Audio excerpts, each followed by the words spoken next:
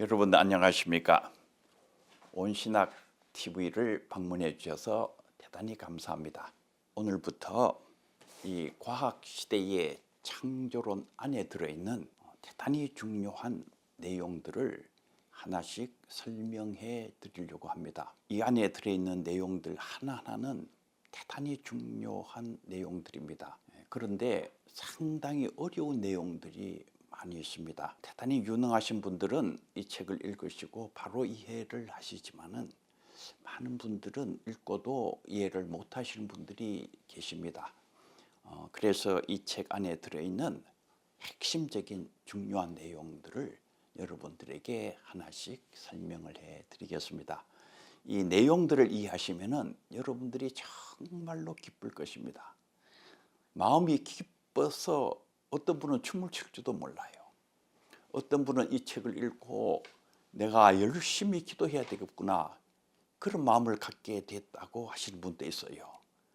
어떻게 책을 읽었는데 과학과 관련되는 책을 읽었는데 열심히 기도해야 되겠다. 그런데 실제로 열심히 기도해야 되겠다는 생각이 들 가능성이 있습니다. 오늘의 첫 번째 주제는 양자역학이 발견한 보이지 않는 세계. 양자역학은 물리학입니다.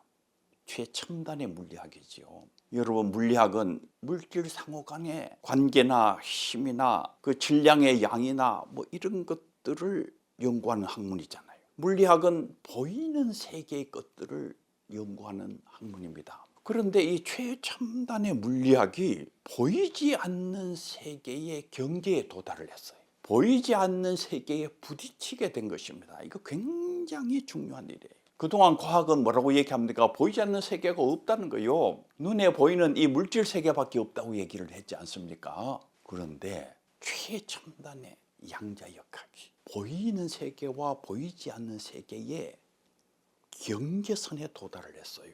보이지 않는 세계를 감지하기 시작했습니다. 이게 엄청난 사건이에요.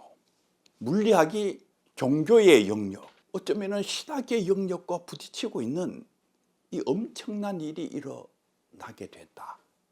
오늘은 그 얘기를 여러분들에게 좀 하려고 합니다. 그동안 오랫동안 세계 물리학자들은 이 세상이 원자로 구성되어 있다. 그렇게 말씀을 하셨어요. 학생들에게 강의를 할 때에 너희들이 꼭 기억해야 될 것은 이 세상의 모든 것, 이 우주의 모든 것들은 원자로 구성되어 있다. 그러니까 사람이건 책상이건 돌이건 전부 다 자꾸 이렇게 분석해가지고 세밀하게 들어가 보면은 아주 그 미시세계 분자가 나오고 분자도 또 더 들어가면은 원자가 있는 거예요. 그러니까 이 세계는 원자로 구성되어 있다. 그렇게 가르쳤어요. 그런데 그 가르침이 이제는 더 이상 잘 맞지 않습니다. 그 시대는 지나갔어요. 원자도 그렇게 작은 원자도 또 이렇게 더 깊이 연구를 해보니까 양성자가 있고 중성자가 있고 전자가 있는 것입니다. 그런데 그 양성자, 중성자 그것도 또 더 깊이 연구를 해 들어가 보니까 진짜 이게 미시세계지요. 엄청난 미시세계입니다. 그 엄청난 미시세계로 들어가 보니까 쿼크라는 게 있는 거예요.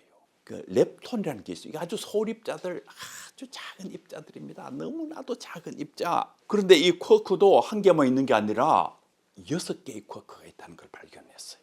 이 렙톤도 한 개만 있는 것이 아니라 6개가 있다는 것을 알게 됐어요. 그러니까 이 소립자가 12개가 있는 것이죠. 그런데 신의 입자라고 하는 힉스 보손이 2012년에 또 발견됐습니다. 그러니까 13개의 소립자. 어떤 분은 그거를 아원자라는 말로 쓰기도 하더라고요. 그런데 하여간 우리가 이해하기 쉽게 가장 작은 입자, 소립자, 13개의 소립자가 발견이 됐습니다. 그리고 이 우주 안에는 4개의 힘이 있다는 것이 또 발견이 됐어요. 중력이 있지요. 전자기력이 있지요.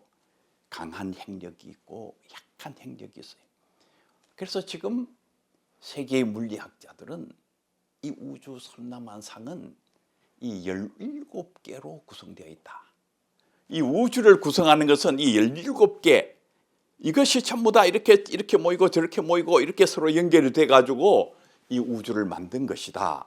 이까지는 그렇게 심각한 문제가 아닙니다. 물리학자들이 정말 깊은 곳까지 들어가가지고 많은 것을 발견해냈구나. 우리가 그렇게 감탄하는 그런 차원이겠지요. 그런데요, 여기서부터 이제 심각해요. 더 연구를 해보니까, 더 연구를 하고 더 조사를 해보니까 이 우주는 양자 파동이 그 근원에 있다는 걸 알게 됐어요. 그리고 이 양자 파동에서부터 소립자가 등장한다는 걸 알게 됐습니다.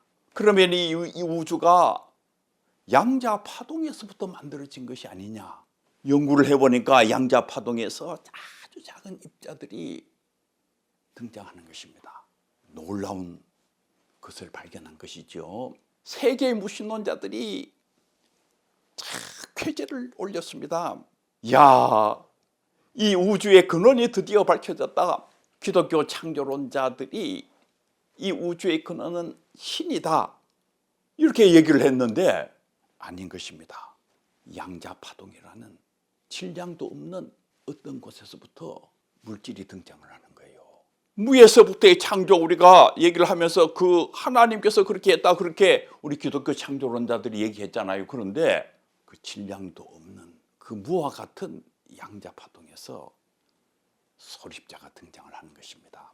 이 자리에서 우리 기독교 창조론자들은 굉장히 곤욕을 치를 수밖에 없는, 그 말하기가 굉장히 어려운, 그러니까 무신론자들이 우리 기독교 창조론자들을 아주 그냥 이론적으로 격파시킬 수 있는 그런 장소까지 온 것이지요. 그런데 더 놀라운 것이 밝혀졌어요. 더 놀라운 것이 밝혀졌는데 그게 뭐냐니까, 이 양자 파동이 어떤 정보에 의해서 붕괴되어서 입자가 탄생한다는 것을 알게 됐어요.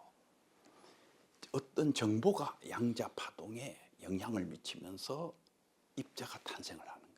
그러니까 이 세상에 등장하는 그 수많은 입자들, 수많은 물질들 뒤에는 정보가 있고 어떤 의식이 있다는 것을 알게 됐어요.